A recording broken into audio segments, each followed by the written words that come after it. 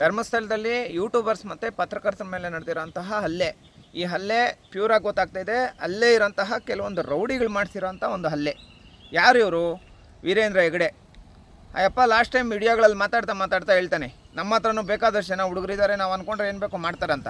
ಇದೇ ಥರ ಅವರೇ ಪ್ಲ್ಯಾನ್ ಮಾಡಿ ಯೂಟ್ಯೂಬರ್ಸ್ ಮತ್ತು ಪತ್ರಕರ್ತರ ಮೇಲೆ ಹಲ್ಲೆ ನಡೆಸಿರೋಂಥದ್ದು. ಅವ್ರನ್ನ A1 ಆರೋಪಿಯನ್ನಾಗಿ ಮಾಡಬೇಕು. ಮತ್ತು ಆ ಯೂಟ್ಯೂಬರ್ಸಲ್ಲಿ ಸ್ವಂತ ನನ್ನ ತಮ್ಮ, ನಮ್ಮ ಹುಡುಗ, ನನ್ನ ಸಮುದಾಯದವರು ಯೂಟ್ಯೂಬರ್ ಇದ್ದಾರೆ, ಅವ್ರನ್ನೂ ಕೂಡ ಹಿಗ್ಗಾಮುಗ್ಗ ಹೊಡೆದು ಪಾಪ ಇದೇ ಇಲ್ಲ, ಏನು ಜ್ಞಾನನೇ ಇಲ್ಲ, ಆ ಥರ ಹೊಡೆದು ಮಲಗಿಸಿರೋ ಅಂಥದ್ದು.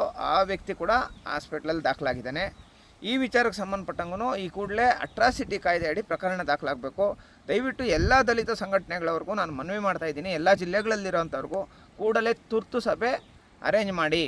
ಎಂಥ ದೊಡ್ಡ ವ್ಯಕ್ತಿನೇ ಆಗ್ಬೋದು, ಅವನ ವಿರುದ್ಧ FIR ದಾಖಲಾಗಬೇಕು.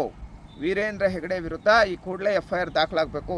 ದಲಿತರ ಮೇಲೆ ಹಲ್ಲೆ ನಡೆದಿದೆ, ಅವನೇನು ದೊಡ್ಡ ದೇವಮಾನವ ಇನ್ನೊಬ್ಬ ಏನೂ ಅಲ್ಲ.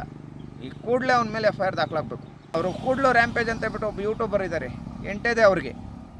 ಪಾಪ ಎಷ್ಟು ಧೈರ್ಯವಾಗಿ ನಡೆದಿರೋ ಅಂಥ ಅನ್ಯಾಯಕ್ಕೆ ಸಂಬಂಧಪಟ್ಟಂಗೆ ಹೋರಾಟ ಮಾಡ್ತಾರೆ, ಅದನ್ನ ಜನಗಳಿಗೆ ತೋರಿಸ್ತಾರೆ.